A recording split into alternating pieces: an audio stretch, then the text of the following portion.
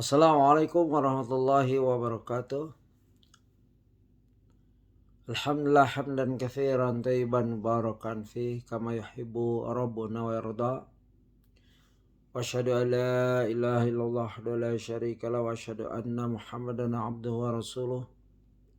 Ya ayyuhalladzina amanu taqullaha haqqa tuqatih wa la tamutunna illa wa antum muslimun. Allahumma shalli wa sallim ala nabiyyina Muhammad. Amma ba'd. Bapak, ibu-ibu, ikhwas sekalian, para pemirsa di kajian berseri Sirah Nabawiyah karya Ustadz Dr. Firanda Dirja LCMA Hafizahullah. Pada saat ini kajian yang ke-21, di mana kajian yang ke-20 kita agak sedikit terpotong penyelesaiannya. Baik, kita ulang sedikit di halaman 184.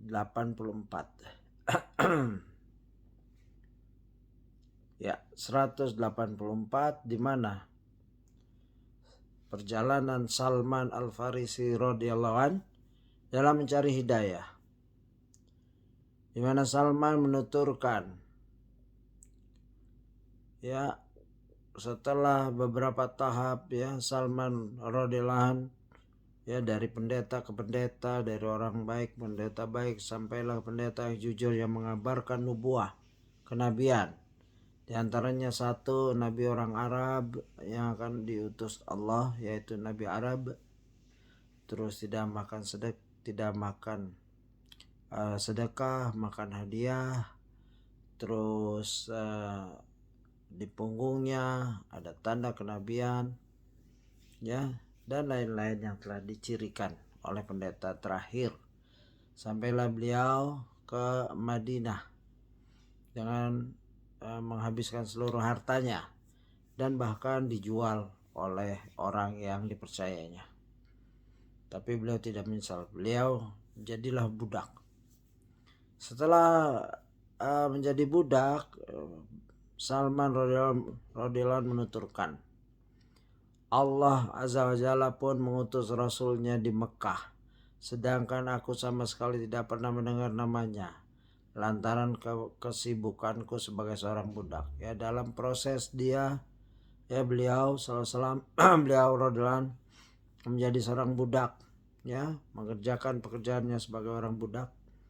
Ketika Rasulullah SAW sampai di Madinah saat aku sedang berada di pucuk pohon kurma milik majikanku untuk melakukan beberapa pekerjaan, tiba-tiba datanglah sepupu majikanku dan berkata kepadanya,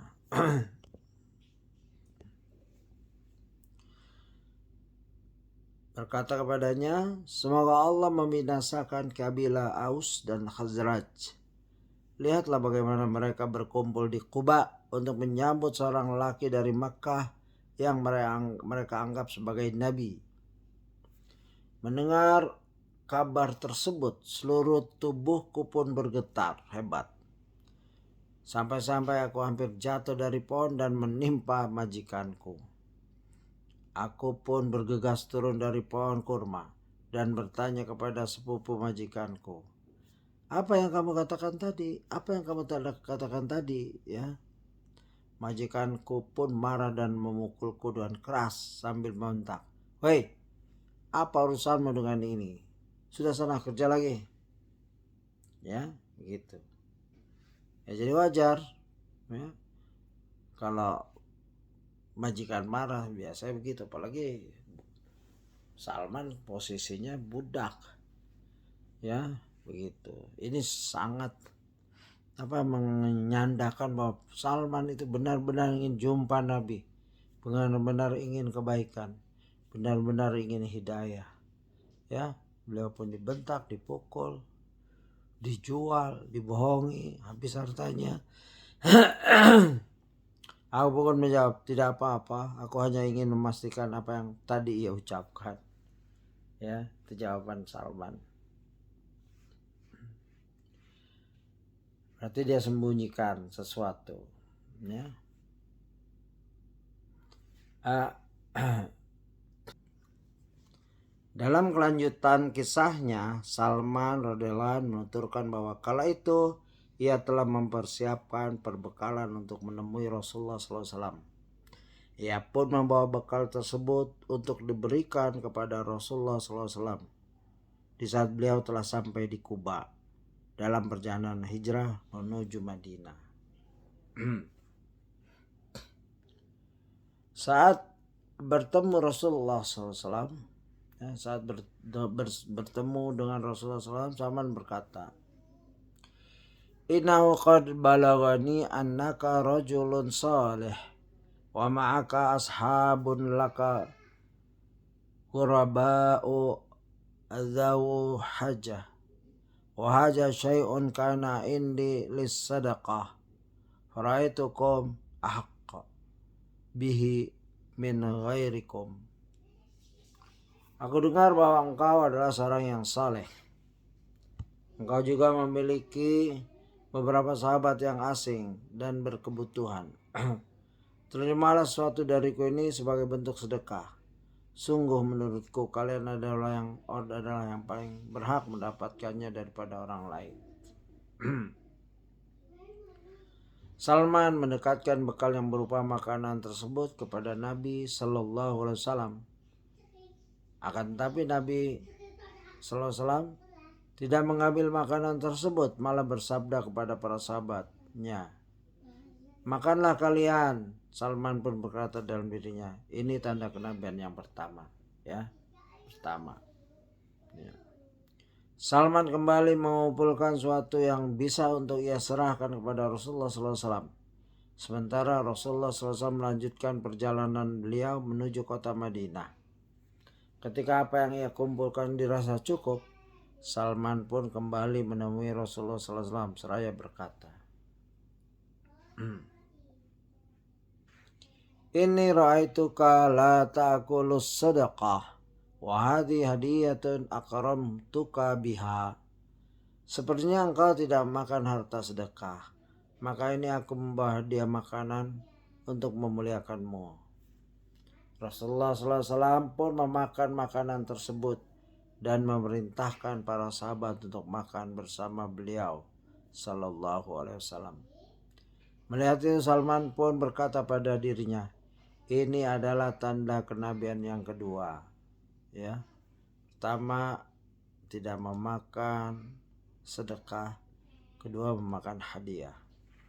Cerdas sekali ya Salman, ya, karena mengikut petunjuk dari pendeta yang terakhir yang baik juga soleh. Pada kali ketiga Salman kembali mendatangi Rasulullah SAW yang saat itu sedang berada di Baqi Al-Gharqad, ya. Ini salah satu lokasi yang berada di kota Madinah yang dijadikan sebagai lokasi pemakaman penduduk Madinah. Dahulunya terdapat pohon di Al-Gharqad pada lokasi tersebut sebelum akhirnya hilang dan hanya tersisa namanya saja. Ya, waktu Rasulullah SAW sedang berada di Baqi Al-Gharqad untuk mengiringi jenazah salah seorang dari sahabat beliau SAW. Di saat Rasulullah SAW sedang duduk bersama para sahabat, Salman pun mendatangi beliau seraya mengucap salam. Selanjutnya Salman pun mendatangi Rasulullah SAW dari arah belakang. Melihat tingkah Salman yang terlihat penasaran, Rasulullah SAW pun tahu bahwa Salman menghendaki sesuatu pada diri beliau SAW.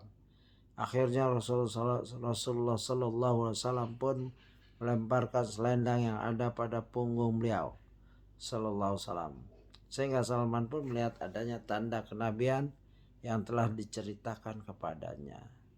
Salman pun segera menuju Rasulullah SAW dan mencium beliau Sallallahu Alaihi Wasallam. Salman tak kuasa menahan haru sehingga ia pun menangis. Ya, begitu indah perjalanan beliau Salman radhiyallahu anhu berjumpa kekasihnya yang dia tunggu, ya, dengan pengorbanan harta, jiwa, kemerdekaan dan lain-lain. Inilah seorang Salman yang perlu kita ambil pelajaran yang bagus, yang baik ya. Lihat Al-Lu'lu' Al-Maknun. Dari kisah ini kita dapat menyimpulkan ya, Ustaz Firanda melanjutkan. Dari kisah ini kita dapat menyimpulkan bahwa meski cahaya keimanan sangat terbatas di muka bumi saat itu, namun ada sosok-sosok mulia seperti Salman radhiyallahu anhu yang masih berusaha gigih untuk tetap menyalakannya ya, begitu.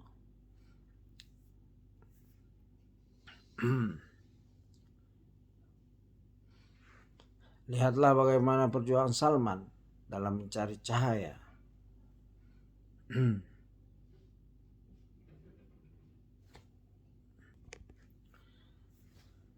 Lihatlah bagaimana perjuangan Salman radhiyallahu anhu dalam mencari cahaya tersebut. Andai Salman radhiyallahu anhu tetap tinggal di Persia, maka niscaya dia akan terus menjadi pelayan api yang sama sekali tak berhak untuk dilayani. Ya, Tuhannya api tapi harus dilayani, dipastikan tidak mati. Itu kebodohan. Tuhannya tepung lalu dimakan, Tuhannya batu lalu hancur kena hujan dan lain-lain ya. Namun segala puji bagi Allah, alhamdulillah ya, yang telah memberinya taufik untuk terus berjuang mencari hidayah. Ketika Salman radhiyallahu anhu memeluk Islam, Rasulullah SAW pun sangat memuliakannya. Beliau SAW sampai bersabda, bagi kami Salman sudah seperti keluarga sendiri ya. Hadis riwayat Hakim dalam Mustadraknya nomor 6541. Mayoritas ulama melemahkan hadis ini, akan tetapi Tirmizi menyatakan hadis ini hasan. Lihat Majma' Az-Zawaid wa Manba' Al-Fawaid ya, buku 6 130. Itu kutipan Ustadz Firanda. Keadaan Mekah sebelum diutusnya Nabi Muhammad Sallallahu Alaihi Wasallam. Kondisi Mekah sebelum pengutusan Muhammad SAW tidak jauh dari kondisi Jazirah Arab pada umumnya.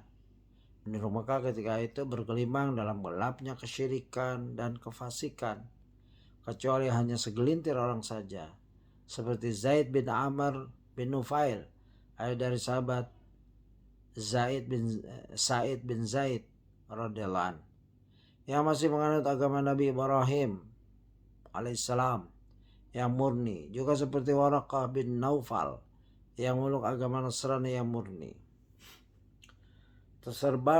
Tersebarnya kesyirikan di Mekah dipelopori oleh Amir bin Luhai al-Khuzai, seorang pemuka Bani Khuza'ah. Dia dikenal sebagai seorang yang sangat dermawan, sampai-sampai disebutkan dalam akhbar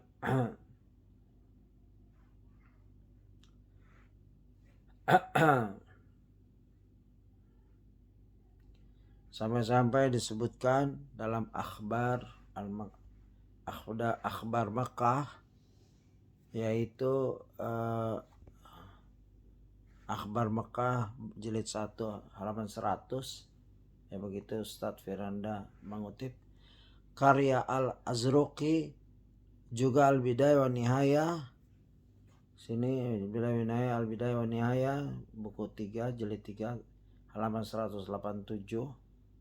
Karya Ibnu Katsir rahimahullah bahwa Amr bin Luhai adalah seorang pertama yang memberi makanan dan minuman secara cuma-cuma kepada seluruh jamaah haji. Ya. Ibnu Katsir rahimahullah mengatakan, annahu rubbama dzabaha ayyamal hajij asaratal alaf ya badanatin wa kasa asaratal alaf hullah fi kulli sanatin yut'imu arab wa yahisu lahumul haitsa bisamani wal asal. wa yuluttu lahumus sawiqa. Beberapa kali Amr bin Luhai menyembelih 10.000 ekor unta. Juga memberikan 10.000 pakaian kepada para jamaah haji setiap tahunnya. Ia biasa memberi makan kepada orang-orang Arab dengan membuatkan hais, kurma yang dicampur tepung, yang dicampur dengan minyak samin dan madu atau adonan sawik. Ini Al-Bidayah wa Nihayah buku 3 halaman 187.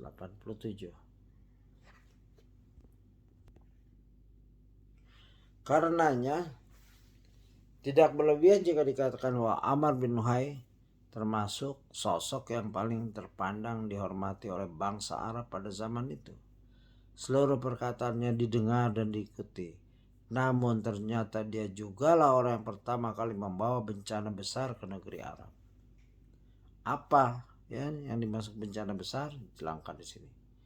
Meskipun kemaksiatan, kezaliman serta perzinahan telah terjadi sejak lama di Mekah, namun kesyirikan tidaklah ada hingga Amr bin Luhai al-Khuzai mengajak bangsa Arab untuk melakukannya. Dikisahkan bahwa suatu ketika Amr bin Luhai bepergian ke negeri Syam, yang ketika itu telah menjadi pusat penyembahan terhadap berhala-berhala. Penduduk Syam mengatakan kepada Amr, patung-patung ini adalah perantara antara kami dengan Tuhan. Setiap kami meminta hujan melalui mereka, Tuhan kami pasti menurunkan hujan tersebut. Ya, begitu. Amr bin Luhai pun terkesima dan kagum mendengar penjelasan tersebut. Ia lalu meminta sebuah patung untuk dibawa pulang ke Mekah. Sampainya di Mekah, ia pun mulai mengajak orang-orang untuk mencoba jenis ibadah baru ini. Karena Amr bin Luhai adalah orang yang terpercaya dan terhormat di sisi bangsa Arab, mereka pun langsung menyambut ajakan sesatnya tersebut. Demikianlah akhirnya penyembahan kepada berhala menjadi suatu kebiasaan dan agama bagi bangsa Arab. Ya, ini tulisan Ustadz Firanda. Ya, saya tambahkan sedikit di sini. Amr ya bermaksud baik, yaitu untuk kaumnya. Karena dia mempunyai kebiasaan memang masak ya untuk ribuan orang dan lain itu suatu yang baik. Tetapi kebaikan itu tidak cukup ya.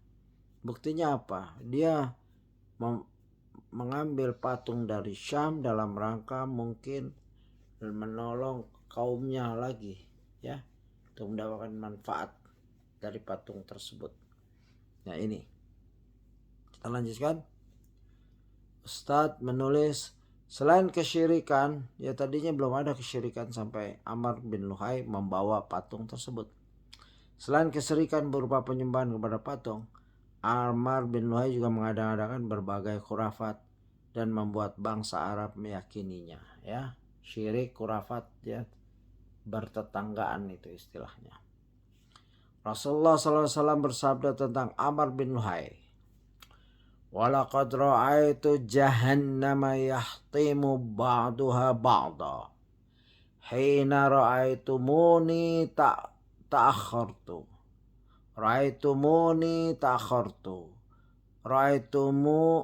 ra'aitu fiha binul Luhai wa huwa alladhi saibas suwaib. Aku tiba-tiba beranjak mundur ketika aku melihat api neraka Jahanam saling melahap dan menghantam. Dan aku melihat Amr bin Luhai di dalam neraka Jahanam. Dialah orang pertama yang telah mengeramatkan unta. Ya, unta dikeramatkan. Hadis riwayat Bukhari nomor 1212 dan Muslim nomor 901. Tentang keadaan Amr di neraka. Di dunia seperti orang mulia, masih makan orang ini itu, tapi di akhirat di neraka. Rasulullah telah melihatnya. Dalam hadis lain Rasulullah SAW bersabda, "Ra'aitu Amra Ra'aitu Amr bin Amirin al-Khuzai yajurru qusbahu finnar kana wala man sayba sawaiba. Aku melihat Amr bin Luhai al-Khuzai sedang menyeret ususnya dalam neraka. Naudzubillah. Dialah orang pertama yang mengeramatkan unta-unta. Ya, hadis riwayat Bukhari nomor 3521. Dalam riwayat lain disebutkan bahwa Nabi Muhammad SAW bersabda, "Ra'aitu fiha Luhai bin Amrin yajurru qusbahu finnar wasbahu man ra'aitu bihi Ma'bad ibn Aqtham al-Ka'bi." Aku melihat di dalamnya, yaitu di dalam jahanam, ada Amr bin Luhai yang sedang menyeret ususnya di dalam neraka, dan wajahnya mirip sekali dengan Ma'bad bin Al-Qatham Al-Ka'bi. Inilah tokoh kebaikan menurut Quraisy pada saat itu, tapi di sisi Allah pembawa petaka, yaitu kesyirikan dan khurafat. Ya, hati-hati kita ini. Ya, tokoh kita siapa? Jangan sembarang mentokohkan seorang. Lihat akidah, lihat manhajnya, lihat amalannya. Ya, jangan-jangan yang kita tokohkan calon neraka seperti Amr. Naudzubillah min dzalik. Hati-hati. Dilanjutkan oleh Ustaz tulisannya, Ma'bad bin Aqtham yang ketika itu hadir pun bertanya, ya, Ma'bad bin Aqtham radhiyallahu, yaitu berarti sahabat yang ketika itu ya hadir pun bertanya, "Wahai Rasulullah, apakah aku juga akan senasib dengannya?" Ya, mirip wajah. Ya, Ma'bad bin Aqtham mirip Amr bin Luhai. Begitu. Ya, perhatikan ini baik-baik. Ya, aku melihat Amr bin Luhai di neraka yang mirip dengan Ma'bad bin Aqtham Al-Ka'bi.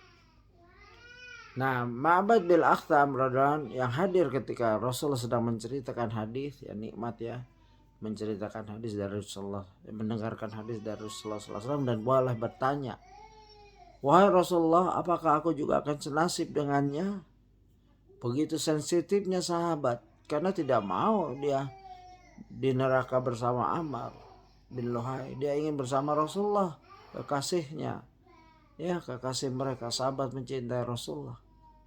Nah, ini pertanyaan sangat bagus. Walaupun Rasulullah menggambarkan fisik, tapi apakah nasibnya sama? Wahai Rasulullah, apakah aku juga akan senasib dengannya? Karena aku mirip dengan dia, dan dia juga adalah nenek moyangku.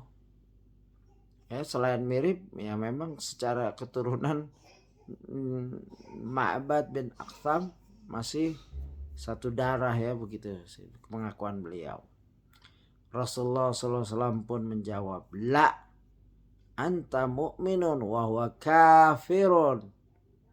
Ya, tidak, wahai Ma'bad, engkau adalah seorang yang beriman sementara dia seorang kafir. Wajah boleh sama, tapi nasib beda-beda. Begitu. Alhamdulillah, dengan hadis ini kita tambah jelas. Ini hadis riwayat Ahmad nomor 14.800 dan dinyatakan dhaif oleh Al-Arnaud. Tapi di sini kutip dhaif ya oleh Al-Arnaud. Ustadz mengutip ini. Pengeramatan unta yang dicetuskan oleh Amr bin Luhai al-Khuzai telah Allah SWT ingkari dalam Al-Quran. Allah SWT berfirman, "Ma ja'alallahu min bahiratin wala sa'ibatin wala wasilatin wala hamin walakinnal ladzina kafaru yaftaruna 'ala Allahil kadhib wa aktsaruhum la ya'qilun." Allah sekali-kali tidak pernah mensyariatkan adanya bahirah, saibah, wasilah dan ham. Ya, akan tapi orang-orang kafir membuat kedustaan terhadap Allah dan kebanyakan mereka tidak mengerti. Al-Maidah ayat 103. Apa yang disebut bahira, saibah, ya dijelaskan oleh Ustadz catatan kakinya. Ini semua sebutan untuk jenis-jenis tertentu dari unta atau kambing yang dikeramatkan, ya. Begitu.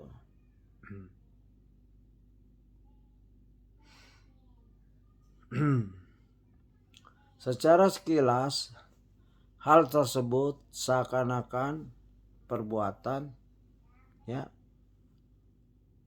Di sini jelas Al-Hafiz Ibnu Katsir Al-Hafiz Ibnu Katsir rahimahullah menyebutkan dalam Al-Bidayah wan Nihayah bahwa sebenarnya Amr bin Luhai Al-Khuzai mencetuskan pengeramatan ini sebagai wujud kasih sayang dan balas budi darinya terhadap hewan-hewan, ya, terhadap hewan tersebut.